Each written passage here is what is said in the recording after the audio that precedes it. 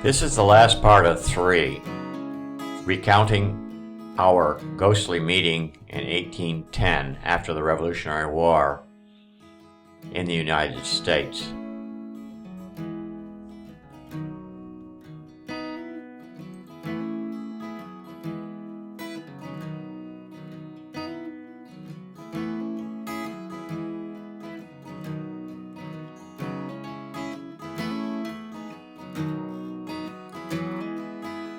Bravery and craftiness were human traits admired by all sides of the great conflict and battles over the destiny of North America before and during the War of Independence.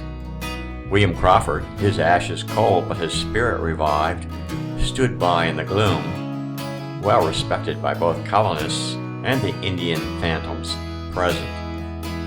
Despite his eventual torture and immolation, Crawford had been less antagonistic to the roaming, resentful Indian braves who were harassing the settlements.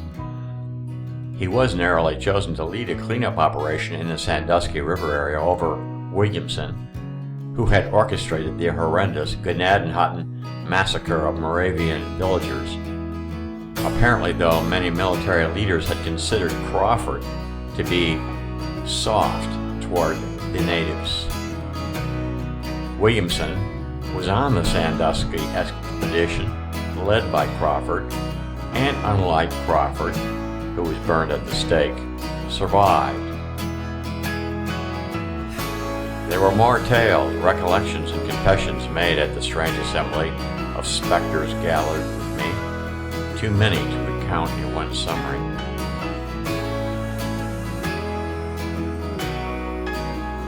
But all eyes of our ghostly assembly finally turned to the distinguished gentleman apparition of George Washington, who died in December 1799.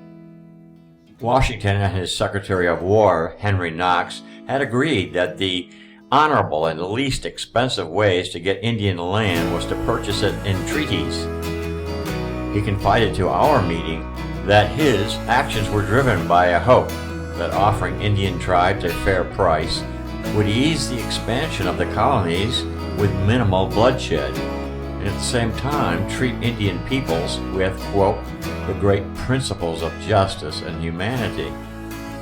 Haudenosaunee, or Iroquois warrior Joseph Brant, who some parties still nicknamed Monster Brant because he fought on behalf of the British Tories, positioned near Cornstalk, then commented respectfully that Washington also bore a nickname, the Town Destroyer, and had been duplicitous in the land snatches nonetheless. Brant had met Washington in 1792 and back then had himself concluded that, quote, General Washington is very cunning and will try to fool us if he can.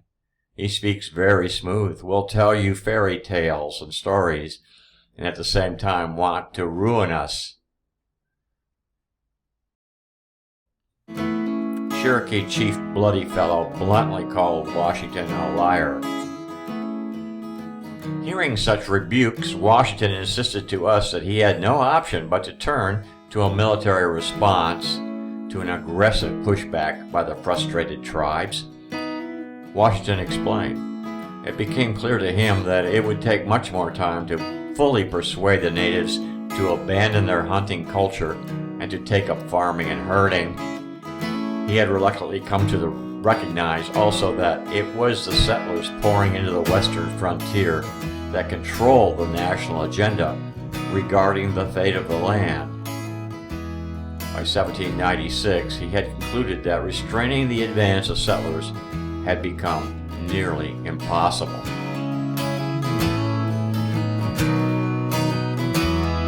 This first town hall of virtual combatants in the North American drama of the last 5 centuries must draw to a close in the interest of time. Many more players, men and women, are in the wings awaiting their turn on stage to lead the American Revolution to the Pacific. Among other Indians present, the famous warriors that had a strong influence on the post-revolutionary phase of the American colonization, especially in the Ohio River region, were Little Turtle of the Miami, the Shawnee's Blue Jacket, or Whirlpool, and Black Snake, and among the Lenape were Chief Bucangahelas, Big Cat, and Tetapaxi. In 1790, Miami Indians, led by Chief Little Turtle, ambushed General Josiah Harmar, killing 183 soldiers. The next year, Little Turtle led a dawn attack against General Arthur St. Clair, leaving more than 600 killed. As a chief warrior, Corn Planter fought in the French and Indian War and the American Revolutionary War. In both wars, the Seneca and 3 other Iroquois nations had been allied with the British. After the wars, Corn Planter led negotiations with the U.S. and was a signatory of the Treaty of Fort Stanwix, 1784, in the New York State. He helped gain Iroquois neutrality during the Northwest Indian War, which followed. In the post-war years, Corn Planter also worked to learn more about European American ways and invited Quakers to establish schools in Seneca territory. Disillusioned by his own people's poor reaction to European American society, he had the schools closed and followed his half-brother Handsome Lake's movement, returning to the traditional Seneca way and religion.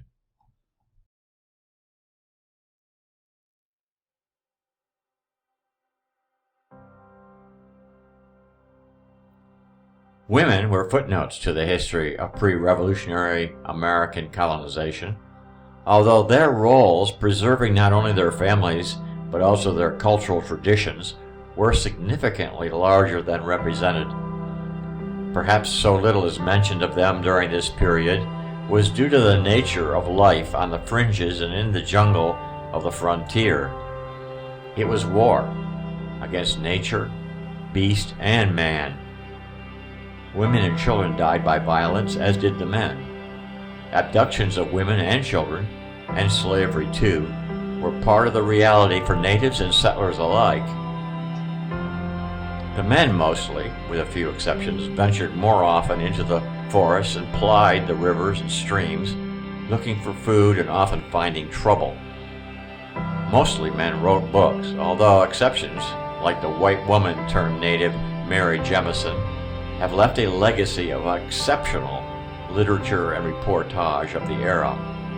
Mary lived a remarkable 90 years, dying near the middle of the 19th century.